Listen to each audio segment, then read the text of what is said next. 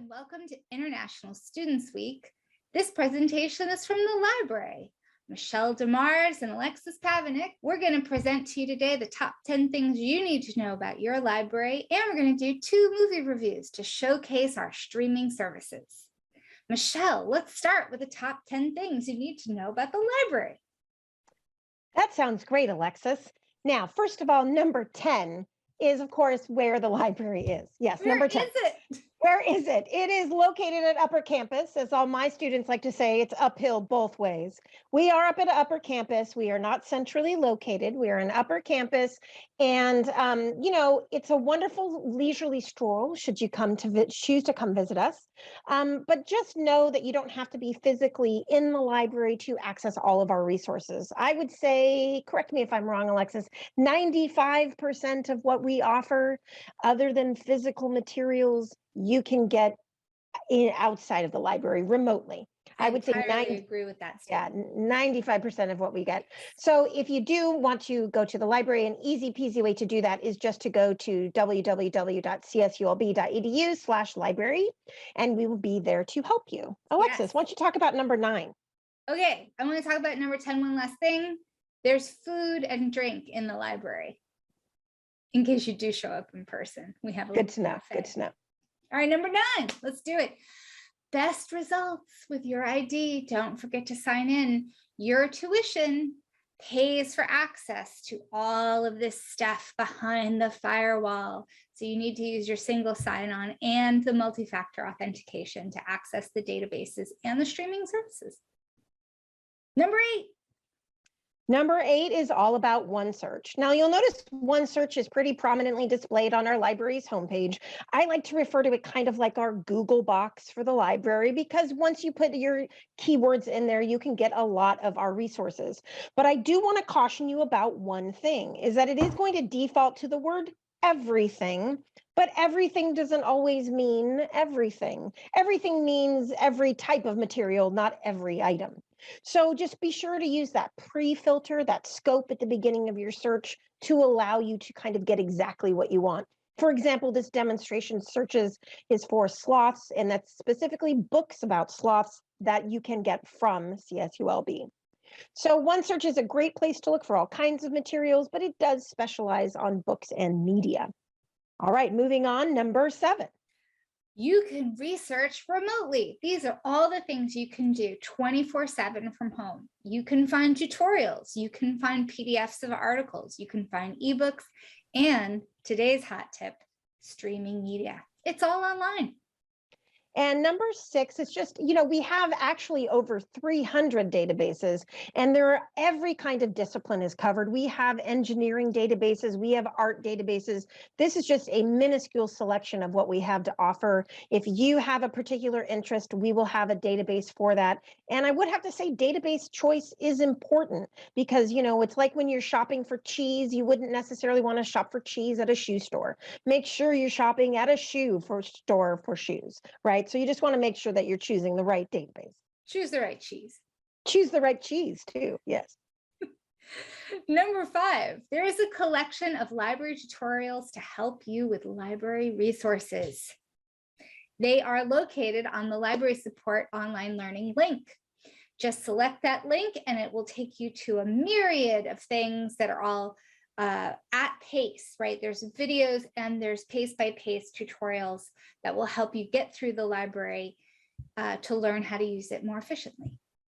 And I would add, you know, the videos are anywhere from 2 minutes to 20 minutes. Sure. It's really whatever time you have is what we've tried to gear them towards. All right, and number 4. Librarians make the videos for the most part. We do. We make them all, just like this one. Just like this one. Just like this one.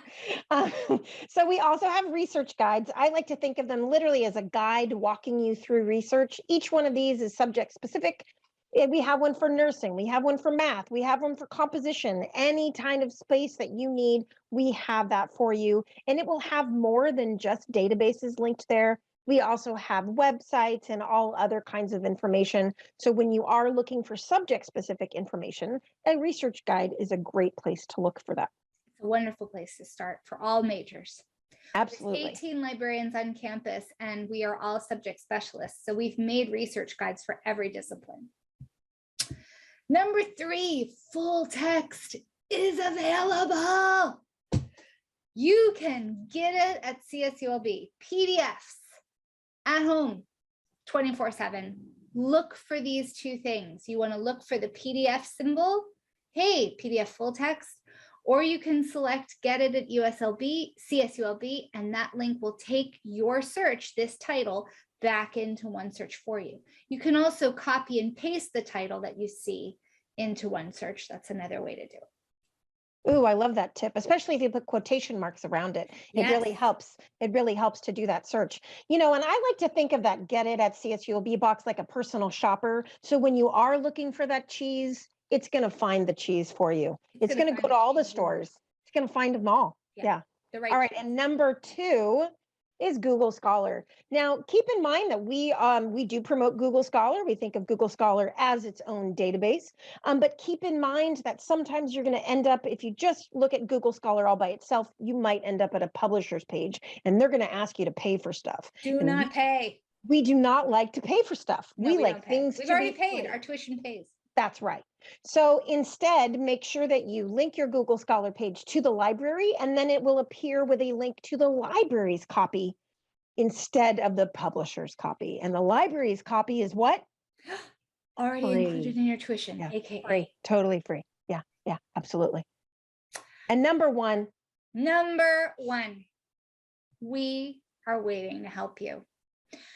Research help is waiting for you at the reference desk. Currently, we're on chat. Eventually, we will be back in person. Check the library homepage for our hours, and you can make an appointment for a research consultation. We do Zoom research consultations at the moment, but we will be doing them in person again. You can email librarians, that's us. You can email us directly with your questions, and you can chat with a librarian 24/7. If it's outside of our business hours, you will be helped by people from around the world. Indeedy. Librarians. We exist around the world. Yeah, and we're all here to help. And we're all All here. right. So that is the top 10 things that we feel you need to know about the library. Yeah. Feel free to, rewind, review, pause any of these, slides so you can go through and you can kind of see exactly what's happening. But, and of course, if you have any questions, you can reach out to us. Yes, there'll be links included with this presentation that you can click through to get access to us. All right, Alrighty. shall we move on to the movies? Yeah, let's talk about, everybody Let's just wants to talk talk about about the movies movies. anyway. Yeah, let's Yeah. talk about movies. All right, there we go. Where are my notes? 2017, the film Namiya is a Chinese adaptation of a Japanese novel. And in fact, 2 months or so before the Chinese version of the book came out, before the Chinese movie version of the book came out, there was a Japanese movie version of the book because this book was so popular that everybody wanted to see it, and they wanted to see it in Japanese and they wanted to see it in Chinese. So it is an adaptation of the novel Miracles of the Namiya General Store by Kaigo Higashino. Kaigo Higashino. He's the author of the book. And the Chinese version is directed by Han Jie. They were seeking to tap the big relationship between the Chinese audience and this novel. So they produced a Chinese version. Now, the Chinese version has some big stars in it, rising stars and old school stars. Our main old school star, Jackie Chan.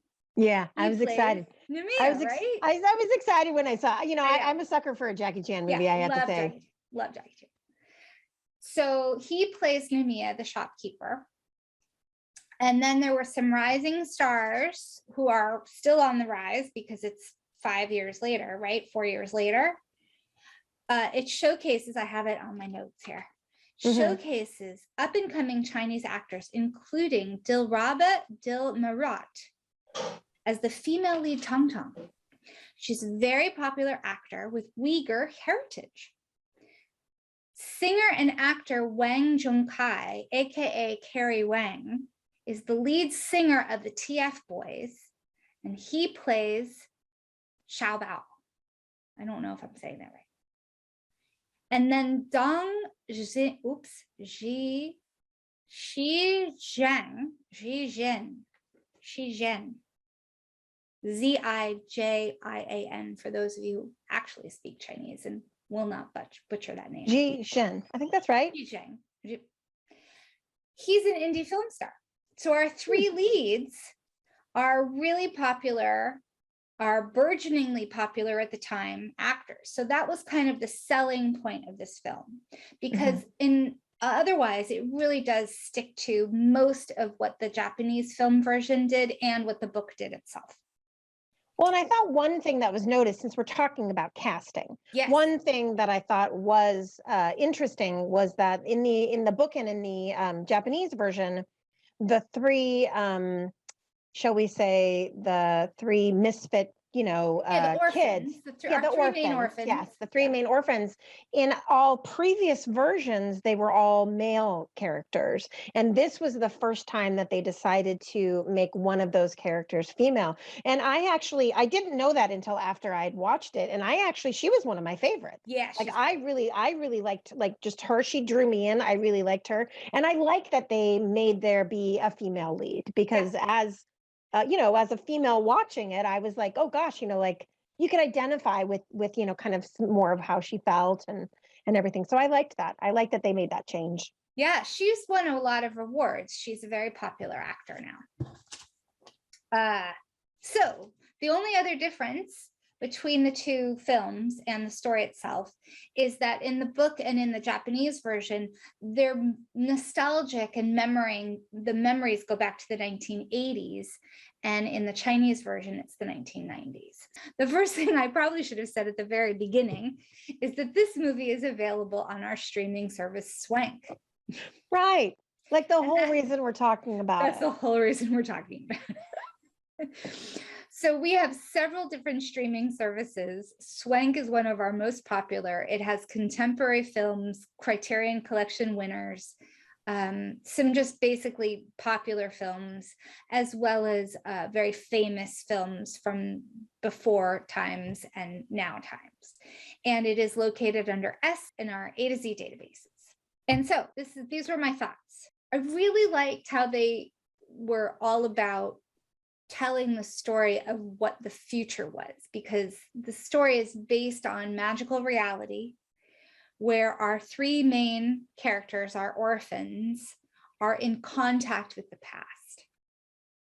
And so they're like, being online and having a cell phone. And the people from the past are like, no, we don't know what that is. And I thought that was really fun. That harkens back to the simpler times.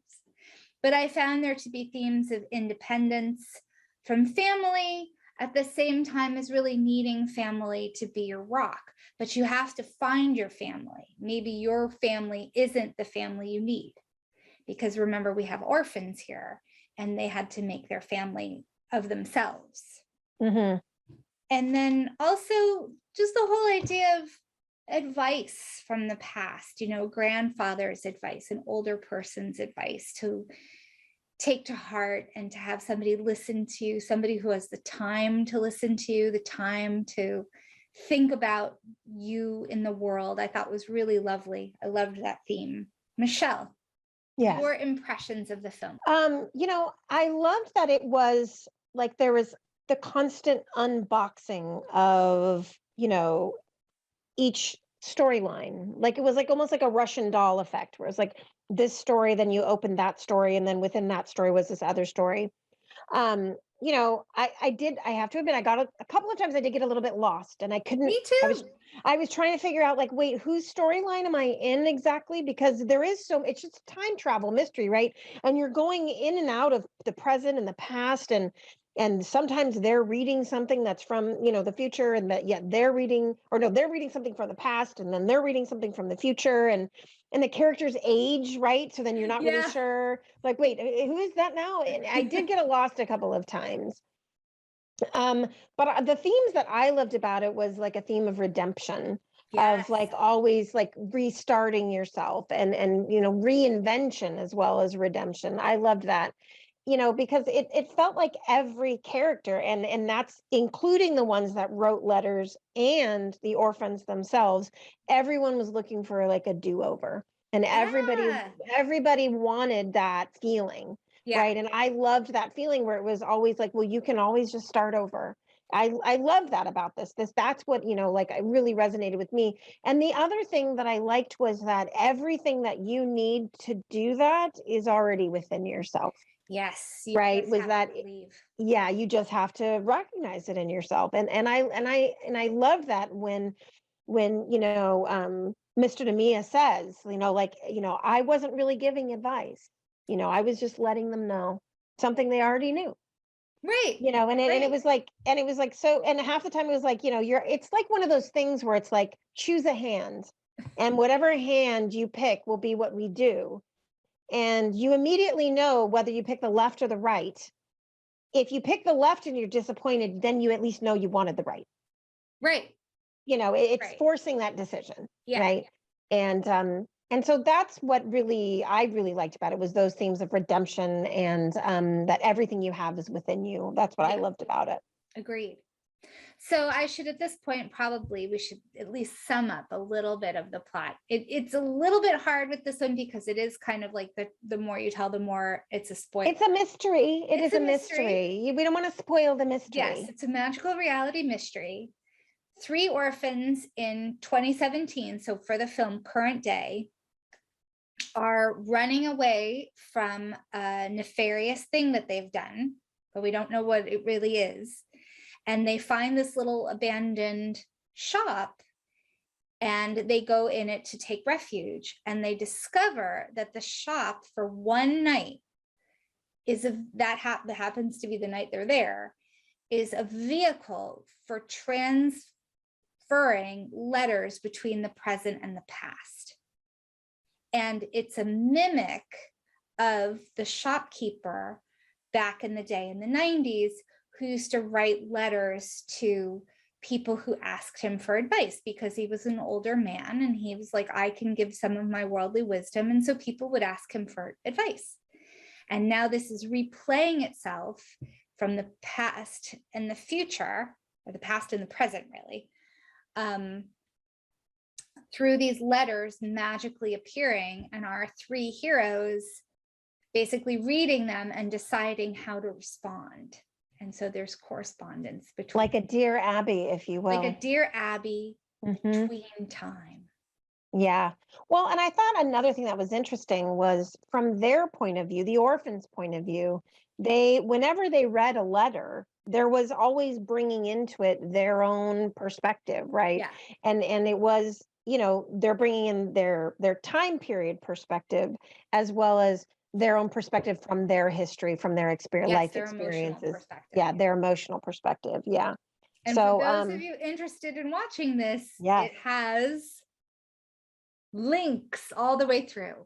So it seems like these are all a disparate set of characters. We follow 3 orphans in the past, Mr. Namiya, and 3 orphans in the present.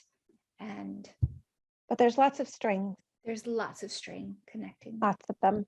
Yeah, I'd almost watch it again, just, once you get it. Once, I think you're right, because you do see them, you see the people in the past young, and then you see them older, and yeah.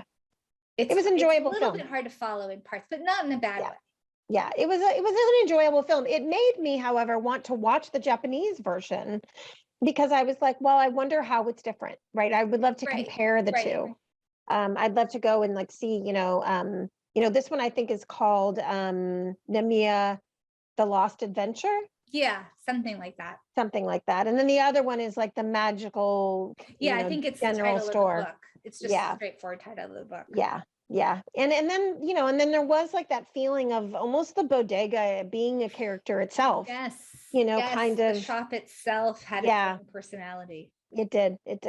Yeah. I think that was also one of my favorite things, is it really worked to give you a sense of everyday life, both in the 90s and in the 2010s. Like it was like, this is how people really live. It wasn't trying to gloss anything. It was just really a slice of life.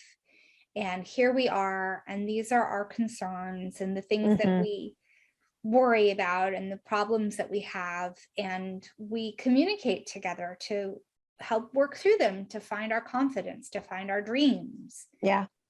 It was a really lovely film. Yeah, it was quite enjoyable. I enjoyed it. I enjoyed I it. enjoyed it. Yeah, definitely. All right, so it's a recommend.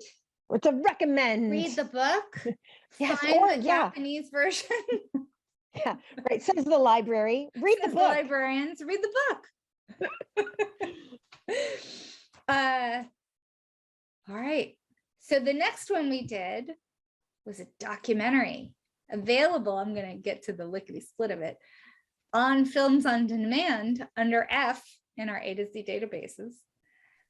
Films on Demand has a lot of educational items, but a lot of documentaries as well. So if you're interested in seeing documentaries on things that we don't maybe see come across the big screen that often, because maybe they have more festival presentations, Smaller Films on budget, Demand other is- things. Yeah. Yeah, is a great And I place think for that. also more like focused content, right? Yes. You know, yeah.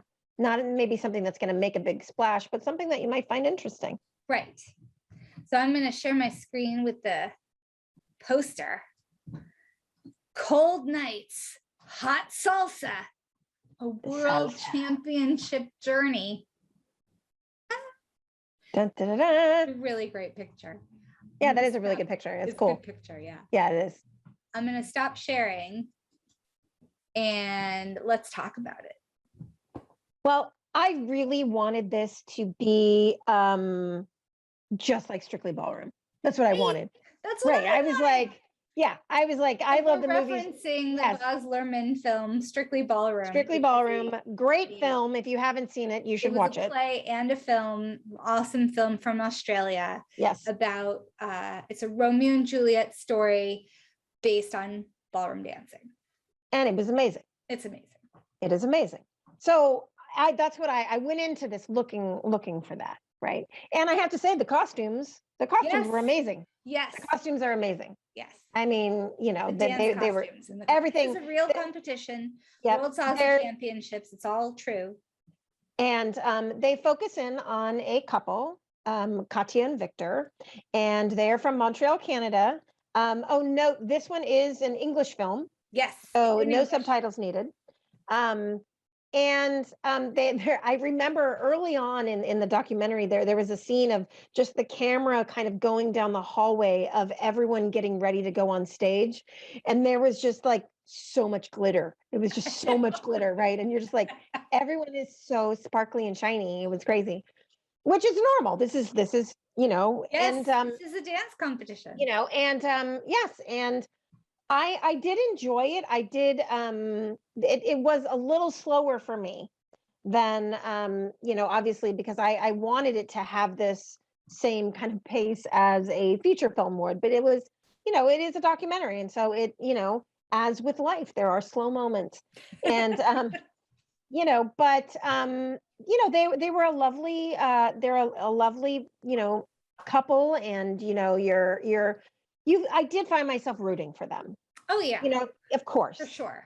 You know, because you know they tell you a little bit of their backstory, you know, a little bit about how their you know, their relationship is impacted by the fact that they are also dance partners. Yes. I can't imagine, you know, I can't Yes. imagine, you know, that's a lot of time together, Yeah. right? That's a lot of time together. But yeah, so there were a couple of parts where I got, you know, it was a little slower than I wished it would have been. But of course I was rooting for them. Of course I was rooting for them.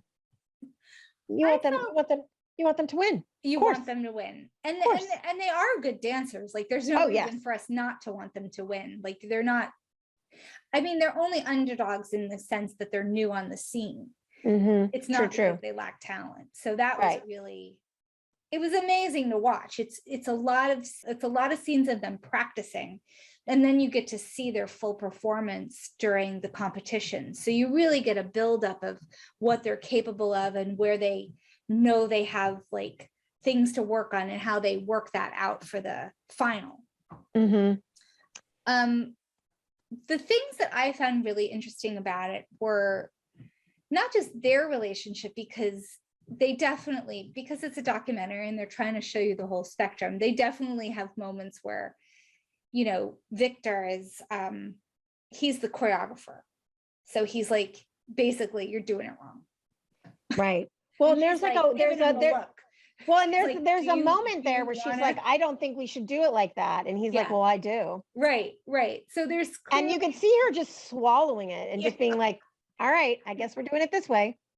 Yeah. I don't know that I would have done that. I probably would have been I know, but then, you know, we always have to remember, even with documentaries, things are filmed in a certain angle. So True. they were like, Very maybe true. the Good director point. was like, we need tension. Let's have some tension. Yeah. And there was Very there was your moment of tension. Yeah, very true. I think for me, what was really fun, besides the costumes, because I love the costumes, was really getting a sense of how this competition has built up, because you part of the story is learning how the competition started. By the time we see them, it's only in its 4th or 5th year, right? Correct. And where people come from, they come from all over the salsa dancing world.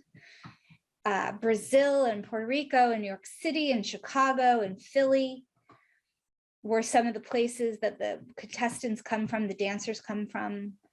And we learn about the teachers, the instructors, and the people who are trainers for these big competitions, and what their expectations are, and where they come from, and how much they love dance, and how much they realized over time that all manner of performance dance has to go into salsa, that it's not just salsa dancing, it's ballet, it's jazz, it's all kinds of structural dance for performance that gets involved in how these presentations come about. And one of my favorite moments, it's not a spoiler, but one of my favorite moments is one of the instructors is talking about salsa dancing, like when you go to a club. I'm gonna go to salsa club and do my salsa dance with my, you know, I'm gonna go dance with people and meet people and maybe go with my boyfriend or my girlfriend or whatever. And he's like, that salsa dancing is very intimate. And when I take a woman in my arms and I dance with her and she's like, woo, and you know, she's giving me the look and she's like, I'll dance with you again. But when I dance like they do in competition and I'm spinning her around and I've got her doing this and that and the other, and afterwards she's like, got to catch her breath. And she's like, that was great, thanks. And I just really love that, because it made a clear distinction between what people do for fun and for pleasure and for romance versus what can be done and what is asked for at the competitive level. Well, and I think that really speaks to, from what I understood, is that salsa as a competition dance is very young. Yes. And so, whereas, you know, the other forms of dance, whether it's jazz or ballet, as you mentioned, you know, they've been competitive for longer periods of time. So there's also this flexibility in salsa where you know, no move is not okay. You can do whatever you want. Right. It just has to be. And there's like all these different like nuances for counting of salsa. You know, like there was one guy saying like, well, and first I'm going to go chang, and then this one is like bump bump ching, and it was like, you know, and it's funny like because I am a dance mom, and so I hear some of these, and there is a parallel with that with hip hop actually. Where hip hop, there is a lot of like this alternative counting and, you know, kind of different things like that. But again, you know, that is a younger dance, right? It hasn't been around as long as, let's just say, ballet.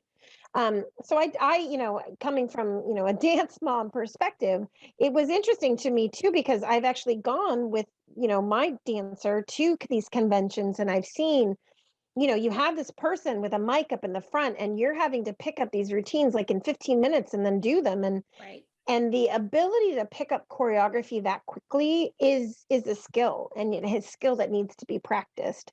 And so for them to be able to do this with salsa, I thought was so interesting, because, you know, these are all moves that maybe they've never done before or never even seen before. Right. You know, So whereas in ballet, it isn't the same. Like, you know, you're doing a développé and you know what that is, and everyone's going to be doing that, and everyone knows what that is. But with salsa, it was so different to have this, like, you know, this flexibility of what's the definition of what it is. yeah. So I thought that to me, like the dance itself, of course, was very interesting to see how this is so young and starting. So And I think yeah, it the was cool. energy level was just so incredibly high, in part because of that, but also the physicality that they've put into the competition. I mean, so we learn in the documentary that they have team competitions, not just pair competitions. And the team competitions are choreographed 5 couples doing the same thing in formation. And some of it, I like had to laugh. I was like, oh my God, like, Oh my gosh, yeah, like visually they would like stunning. flip a person like to 2 people behind them. You know, there was like almost like an element of like cheerleading where you're like just Yeah. chucking people, Very, right? very like Lindy Hop dancing meets Yeah. cheerleading meets just like this really fluidity of, and their costumes are flying in all very choreographed ways because that's how the costumes are built, and the colors are so spectacular. It was really it was fantastic to watch. I was wowed by when the dancing was happening. I was really wowed. Yeah. Yeah. And then I will say too that I was very excited to see some proactive invitation to same-sex couples. There was a same-sex couple in the competition, 2 men. One of the partners was from Philadelphia, and the other was from Puerto Rico. I think that's right. I think that's right. And that was just really exciting to see that this young dance competition, this young movement of dance is incorporating, you know, Being the inclusive. LGBTQ community. Yeah. And that was really fun to see. And I thought that the costume sort of reflected that too, because one of the pairs, the woman was in pants. She was in very tight-fitting tights, but nonetheless, she was in pants. She wasn't in a skirt. Right. So I thought that was cool. It was a really fun. I think if you're curious about what this world is like and how intense the competition is, even for a young medium, a young art, it's a great documentary to be like, wow, these people, because they're, it's what they do. It's where they put all of their energy and all of their time. One of the instructors, one of the really notable ones, said when he started out to be really competitive, he told his partner, give me 5 years of your life. I'm gonna make it. Yep. And that it was 5 years of her life, and they did it. That's not a spoiler. It's just an anecdote. Yeah, true. Just an anecdote, not a spoiler. Yeah. We're not spoiling anything here. We're not spoiling it. No. But yeah, no, I mean, it's, I think even if you don't, if you're not a dancer, I'm not a dancer, even if you're not a dancer, They were doing stuff and I was like, I don't even know. I think everybody can appreciate a good story about, people making a go, just trying to, trying to live their dream. In the day-to-day. They're not wealthy. They absolutely have to work for a living, and they're just trying to make their dreams come true. Right. 2 movies about making your dreams come true. Yeah. Yeah. Enjoyable. And so much more to be enjoyed on the A to Z database list, especially when you do specifically look for streaming. So I will put the link in our YouTube for this. That will take you straight to all of our streaming services. We have 10 or 12. They're worth your time and exploration. If you need to take a break from a subscription service, but you don't want to lack entertainment in your life, CSULB and your library have you covered. Yep. Streaming for free. For free. We're all about free. Yeah. Yeah. Included with your tuition free. Of course. Yeah. I like to just think of it as free. Yes. Well, I mean, it's already out there, right? Yeah, very true. But it is, you can watch 24/7. There are no limits on the number of films you can watch. And I think you can really explore it, whether you're looking for an international film or an international documentary, or you're just looking to see what's out there. Should be fun times. Fun times to be had. Fun times to be had. Yep, absolutely. So my name is Alexis Pavanick. I am the English Comparative World Literature and Classics Librarian And my name is Michelle DeMars, and I am the Health Sciences Librarian. And thank you for watching. Thank you for watching and happy viewing. Please use your library.